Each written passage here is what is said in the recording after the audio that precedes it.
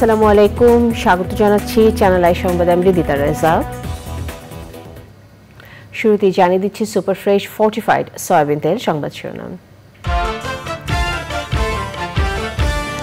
যে উদ্দেশ্যে আবু সাইদরা রক্ত দিয়েছেন তা বাস্তবায়নের লক্ষ্য বললেন প্রধান উপদেষ্টা। অন্যায়ের বিরুদ্ধে সবাইকে দাঁড়ানোর আহ্বান।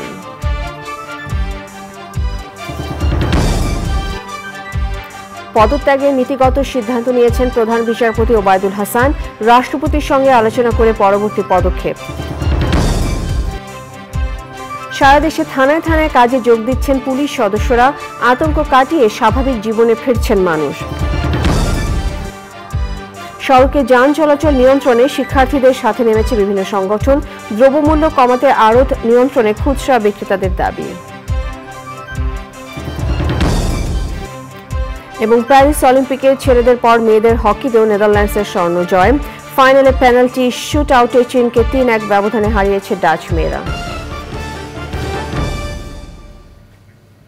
সংবাদ শিরোনামগুলো জানাচ্ছিলাম। এখনকার এই সংবাদ আয়োজন একই সঙ্গে চ্যানেলের ইউটিউব চ্যানেল এবং চ্যানেলের ওটিটি প্ল্যাটফর্ম স্ক্রিনে লাইভ স্ট্রিম হচ্ছে। কোটা সংস্কার আন্দোলন নিহত আবু সাইদের পরিবারের সদস্যদের সঙ্গে দেখা করেছেন অন্তর্বর্তী সরকারের প্রধান উপদেষ্টা ডক্টর মোহাম্মদ ইউনুস। পরিবারের প্রতি সমবেদনা জানিয়ে তিনি বলেছেন, আবু সাইদের এই বাংলাদেশে কোনো ভেদাভেদ হবে না। যে লক্ষ্যে বুক পেতে দিয়েছিল আবু সাইদ তা বাস্তবায়ন করাই এখন সরকারের লক্ষ্য। আবু সাইদ যেভাবে অন্যায়ের বিরুদ্ধে দাঁড়িয়েছিল সেভাবে সবাইকে দাঁড়াতে হবে। আলাল হোসেনের ক্যামেরায় জানাচ্ছেন নীলাদ্রি শেখর।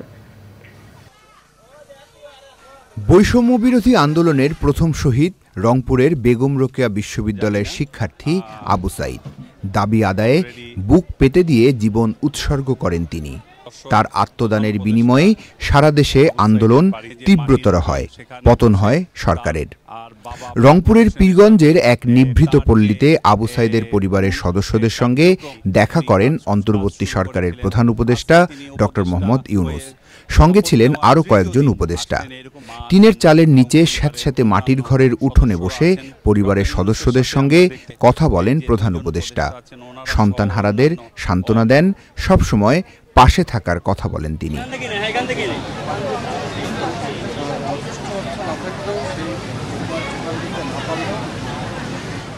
আবু সাইদ যেভাবে রুখে দাঁড়িয়েছিল সেভাবে এই সরকারকেও দাঁড়াতে হবে উল্লেখ করেন প্রধান উপদেষ্টা।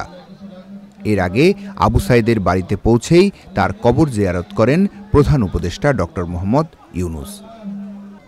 Niladri Shekhar, channel I.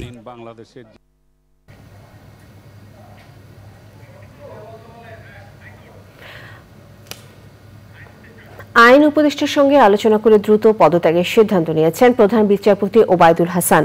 রাষ্ট্রপতির সঙ্গে আলোচনা করে এই ব্যাপারে সিদ্ধান্ত নেবেন তিনি। এই বিষয়ে জানতে মাজের হক মান্নার কাছে যাচ্ছি, তিনি সুপ্রিম কোর্ট প্রাঙ্গণে রয়েছেন।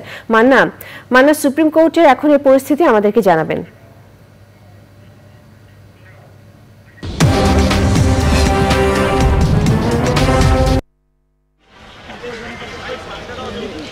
আপনারা যেমনটা বলছিলেন যে প্রধান বিচারপতি ইতিমধ্যেই ওবায়দুল হাসান ওর পদত্যাগ করার সিদ্ধান্ত নিয়েছেন।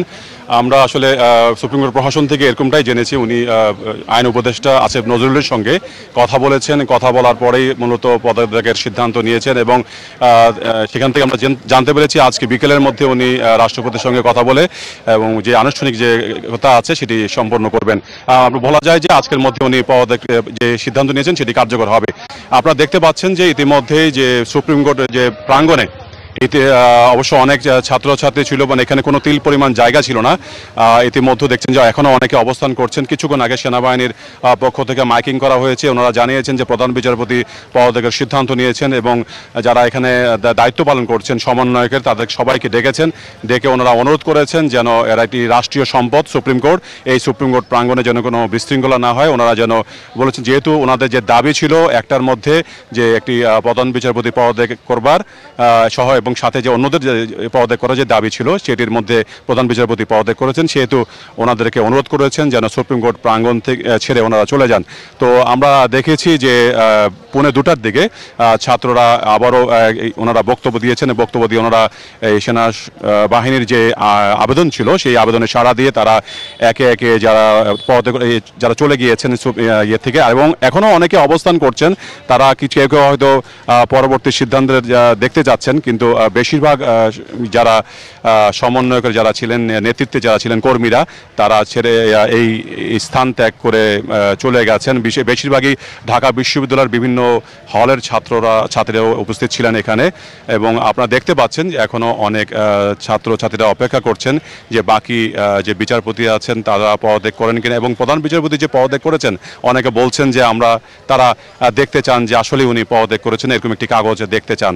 তারপর সেনাবাহিনীর পক্ষ থেকে ওনারা বিপুল সংখ্যক সদস্য আস্তে আস্তে ওনারা শক্তি বৃদ্ধি করেছেন। বিভিন্ন সুপ্রিম কোর্টের বিভিন্ন যে গুরুত্বপূর্ণ দরজাগুলো আছে সেখানে তারা অবস্থান নিয়েছেন। অবস্থান নিয়ে তারা মাইকিং করে যাচ্ছেন যেন ছাত্রছাত্রীরা চলে যান। তো এই হলো অবস্থা। আর সুপ্রিম কোর্ট প্রশাসন থেকে আমরা বলেছি যে প্রশাসন থেকে বলা হয়েছে যে প্রধান বিচারপতি ইতিমধ্যেই পদত্যাগের সিদ্ধান্ত নিয়েছেন এবং এটি বিকালের মধ্যেই কার্যকর হয়ে যাবে বলে জানানো হয়েছে। আর বাকি যে বিচারপতি আছেন, 6 জন বিচারপতি জাস্টিস ইনায়েতুর রহিম সহ যে অন্যান্যরা আছেন, তারা আসলে পদত্যাগ করবেন কি বা কখন করবেন এটা আসলে আমরা যোগাযোগ করেছি, প্রশাসন থেকে কি কোনো আমরা সদুত্তর পাইনি। আর বিচারপতি আশফাকুল ইসলাম করা হচ্ছে যে উনি হয়তো ভারপ্রাপ্ত প্রধান বিচারপতির দায়িত্ব নিতে পারেন, এরকম একটা প্রেডিকশন করা হচ্ছে। তারপরেও সবকিছু নির্ভর করে আসলে কি সিদ্ধান্ত হয় তার উপরে। এখন পরিস্থিতি অনেকটাই শান্ত, তবে গুটি কয়েক ছাত্র নেতারা এখনও তাদের কর্মী সহ অবস্থান করছেন এবং হয়তো দেখছেন তারা শেষ পর্যন্ত কি হয়। তবে সেনাবাহিনী কিন্তু তাদের অনুরোধ করছেন যেন তারা এই জায়গাটি ছেড়ে চলে যান। মান্না, ধন্যবাদ আপনাকে। রাজধানী সহ সারা দেশে থানাগুলো কার্যক্রম চালু করেছে। রাজধানীতে অর্ধেকেরও বেশি থানার কার্যক্রম চালু হয়েছে। পুলিশ সদর দফতর জানিয়েছে সারা দেশে 639 থানার মধ্যে শুক্রবার পর্যন্ত 361টি থানায় পুলিশের কার্যক্রম শুরু হয়েছে। 110টি মেট্রোপলিটন থানার মধ্যে 70টি এবং রেঞ্জের 529টি থানার মধ্যে 291টির কার্যক্রম চালু হয়েছে। রাজধানীর বিভিন্ন থানায় সীমিত পরিসরে কার্যক্রম চলছে। পুলিশ কর্মকর্তারা বলছেন তারা আপাতত সাধারণ ডায়েরির পাশাপাশি মরদেহের সুরতহাল প্রতিবেদন তৈরি করছেন। থানাগুলোর নিরাপত্তায় সেনা সদস্য মোতায়েন করা হয়েছে।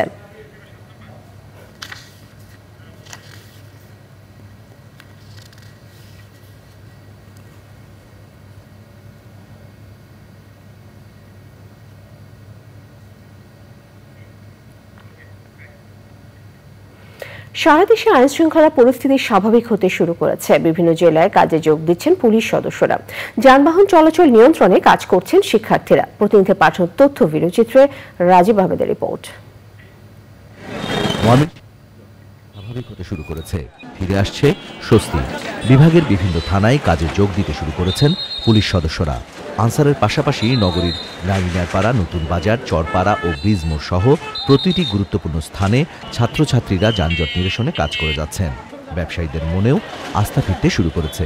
পুলিশরা এখনো কর্মসংস্থানে ফিরে নাই, তার কারণে আমরা ছাত্ররা যারা আছি, আমরা ছাত্র জনতারা, আমরা আমাদের নিজ নিজ উদ্যোগ থেকে আমরা এখানে আসছি। খুবই ভালো ভূমিকা পালন করতেছে।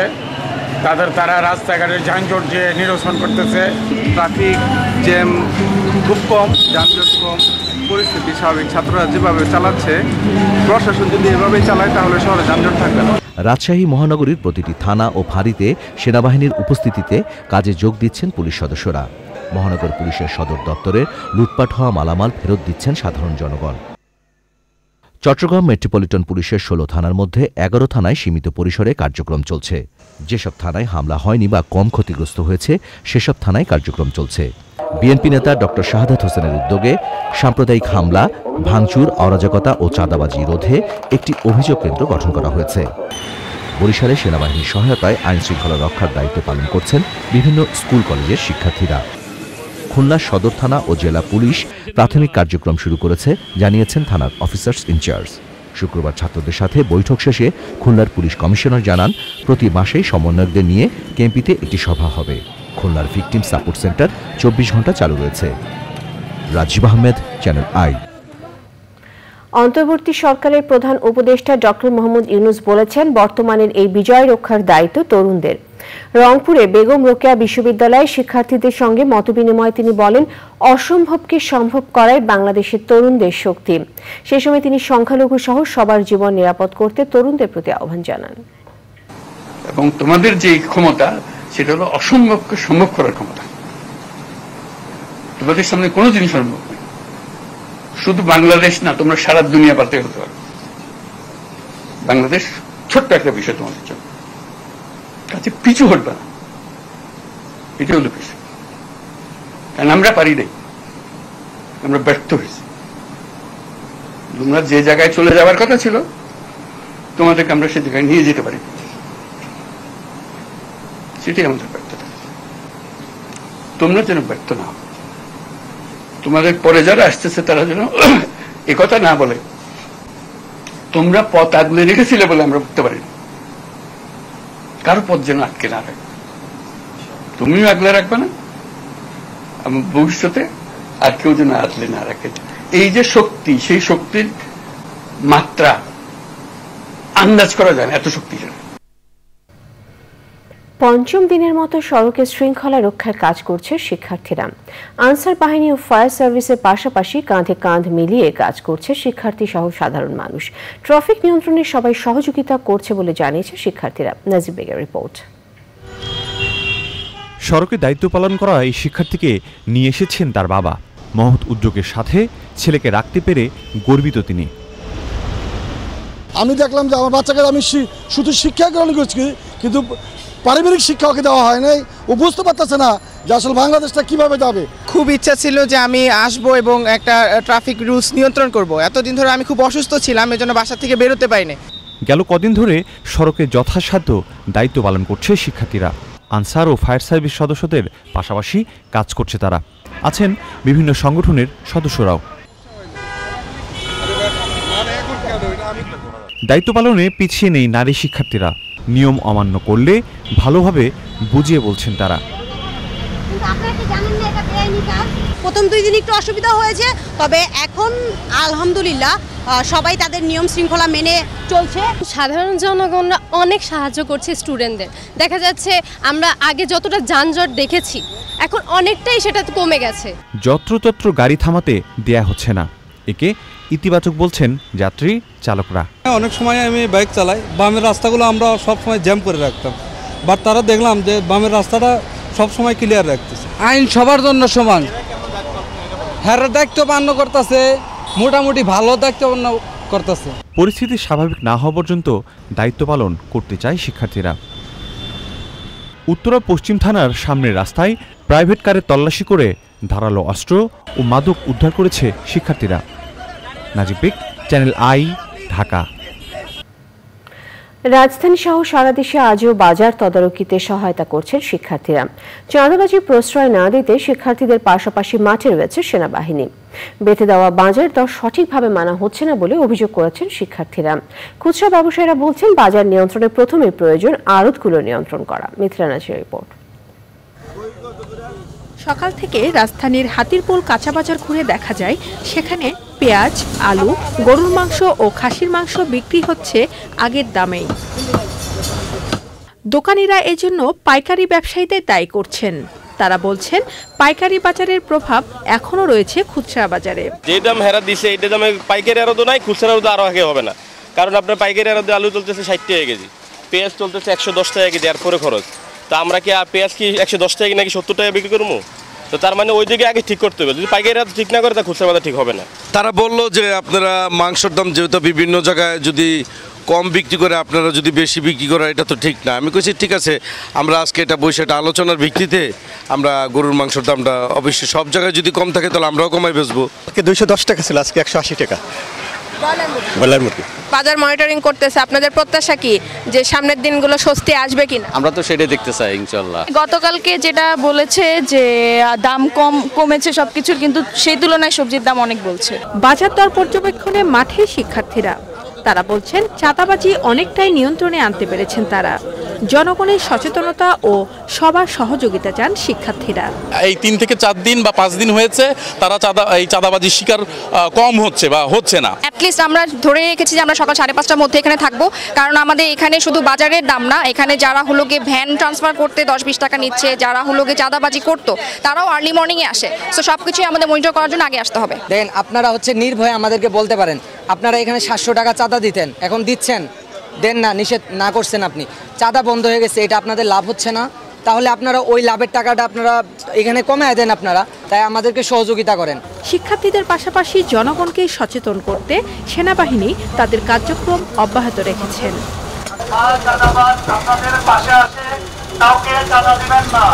Mithila Naznin, channel I, Dhaka. রাজধানীতে গত কয়েকদিন রাতে আইন শৃঙ্খলা পরিস্থিতির অবনতি হলেও এখন তা অনেকটাই স্বাভাবিক হয়ে আসছে। ডাকাতি ও নাশকতার আতঙ্ক থেকে নগরবাসীকে স্বস্তি দিতে সেনাবাহিনীর সাথে নিজ উদ্যোগে পাহারা দিচ্ছেন সাধারণ মানুষ। তাফিমুল ইসলামের রিপোর্ট।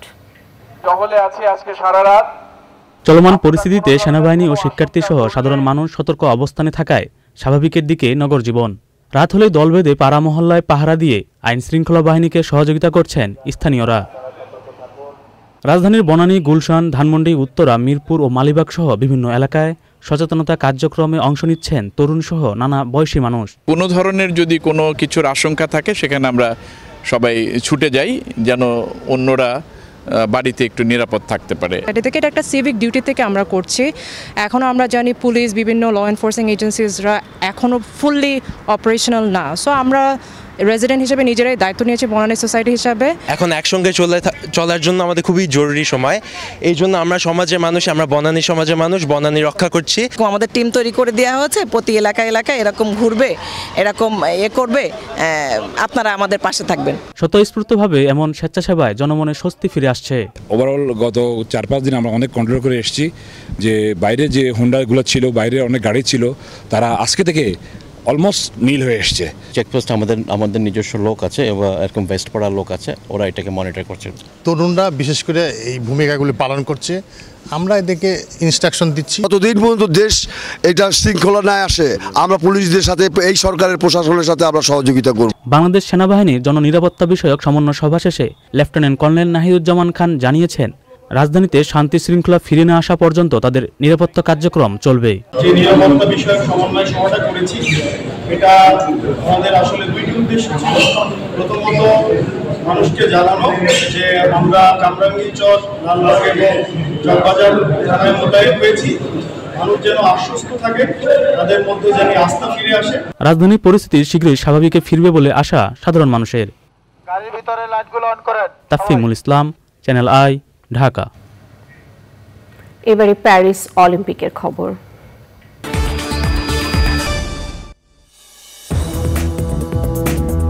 ফিরে এলাম বিরতির পর। দুর্নীতির ক্ষেত্রে জিরো টলারেন্স নিয়ে কাজ করার কথা জানিয়েছেন অন্তর্বর্তী সরকারের শিল্প উপদেষ্টা আদিলুর রহমান খান। শিল্প মন্ত্রণালয়ের কর্মকর্তাদের সঙ্গে বৈঠক শেষে তিনি বলেন, ছাত্রদের আন্দোলন, সংগ্রাম ও প্রাণহানির মধ্য দিয়ে আসা আজকের সরকারে ছাত্রদের ম্যান্ডেট নিয়ে কাজ করবেন। সে সময় সাংবাদিকদের তিনি বলেন, শিল্প খাতে গ্যাসের নিরবচ্ছিন্ন সরবরাহ করাও তার মন্ত্রণালয় কাজের অন্যতম অগ্রাধিকার।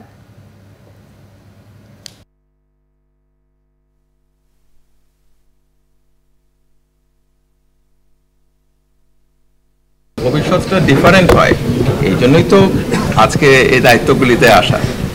আমাদের পুরা যে পরিষদের গ্যাসের ব্যাপারটা এনশিওর করা, এই মানে শিল্প খাত ডেফিনেটলি চ্যালেঞ্জিং, দেখি কতটুকু করা যায়।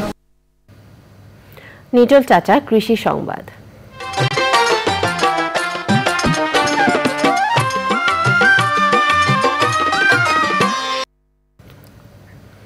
নওগাঁয় 13 বিঘা জমির ফসল নষ্ট করেছে দুর্বৃত্তরা। জেলার বদলগাছি উপজেলায় আগাছানাশক বিষ প্রয়োগ ও গাছের গোড়া কেটে দেওয়ায় আউশ ধান ও পটল মিলিয়ে প্রায় 13 বিঘা জমির ফসল নষ্ট হয়েছে।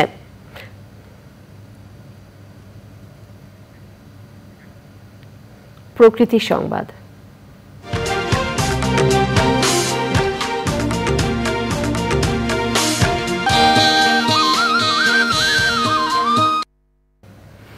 অব্যবস্থাপনার চরম দায়িত্বহীনতায় সীমাহীন দুর্ভোগে কুষ্টিয়ার পৌরবাসীরা। পৌরকর বাড়ালেও বাসিন্দাদের জীবনমান উন্নয়নে নেই কোনো উদ্যোগ। পাকা সড়ক কিংবা ড্রেনেজ ব্যবস্থা না থাকায় একটু বৃষ্টিতে নাজেহাল বাসিন্দারা।